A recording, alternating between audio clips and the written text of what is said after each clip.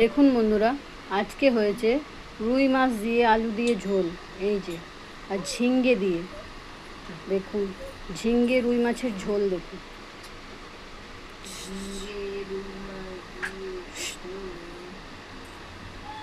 দেখুন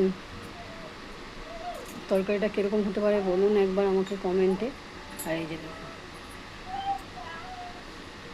তার সঙ্গে হয়েছে পাকা আমের চাটনি,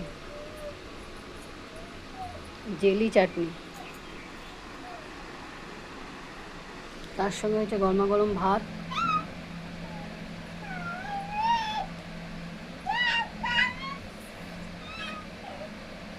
তার সঙ্গে উচ্ছে আলু ভাজা লঙ্কা দিয়ে।